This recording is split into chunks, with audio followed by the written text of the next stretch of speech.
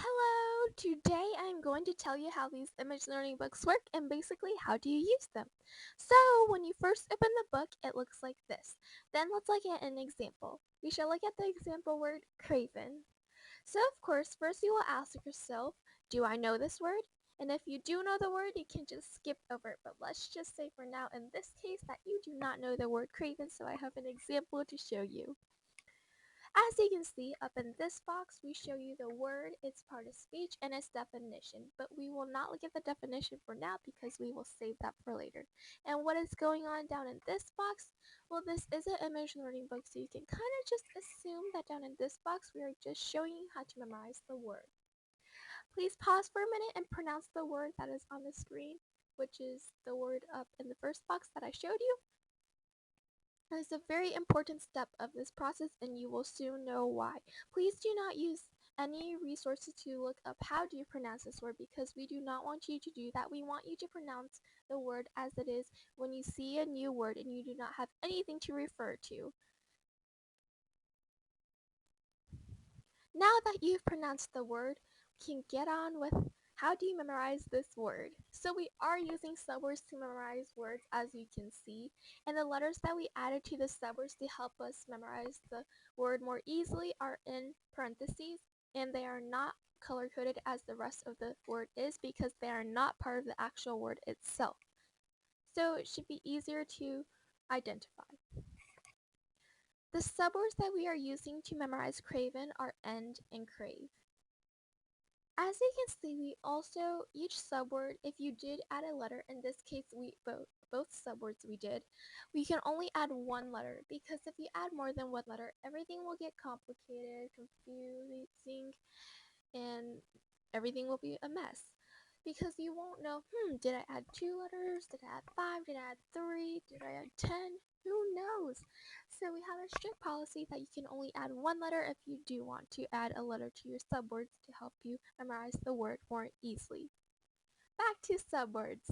So what do subwords do? They give you a rough image or outline of what the definition is. They help you spell the word, and they also help you chop up the word so it's easier to understand. It's also kind of just same as helps you understand what the definition is. Now you can take a moment and think, if I'm craving the end of something, what does that mean and what does that mean for the definition?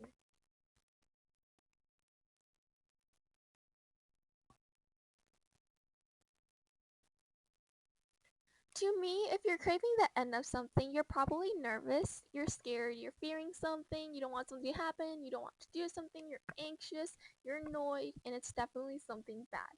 And when you do have a base idea of what the definition could be, you can compare and contrast your definition with the definition of the actual word, which in this case is coward.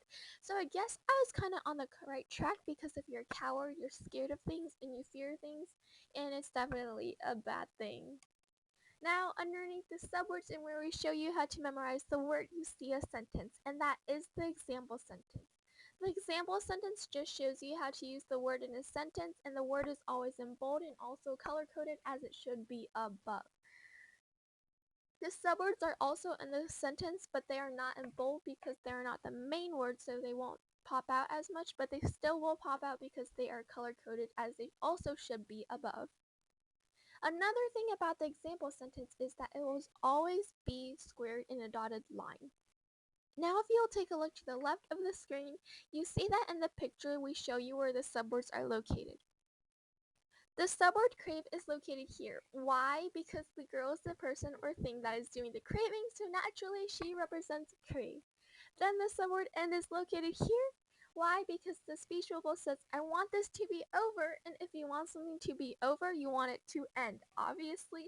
So naturally, that represents end.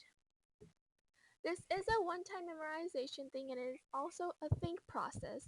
Please do not use rote memorization for this. Think. We will show you the think process in a moment, also known as the recall process, but please do not use rote memorization because that will just defeat the whole purpose of this book. Here is the think process, aka recall process. And you do this process after each word and then you let the word go. And after you memorize the whole list of words, you can wait for an hour to just rest and do whatever, or a day or two.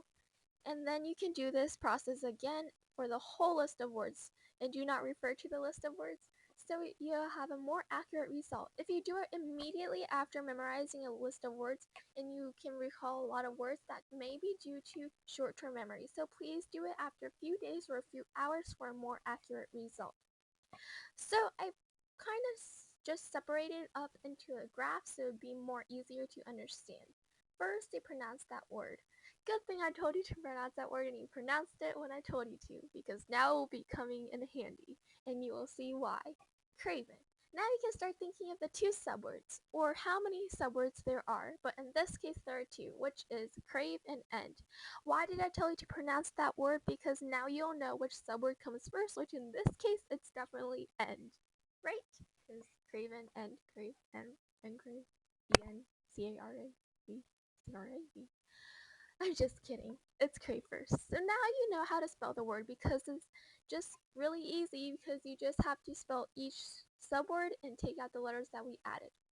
After you got the spelling down, you can start thinking about the definition.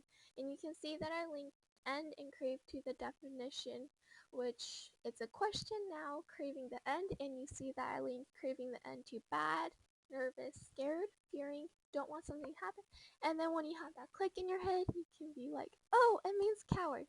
And coward is an adjective, so therefore craven is also an adjective.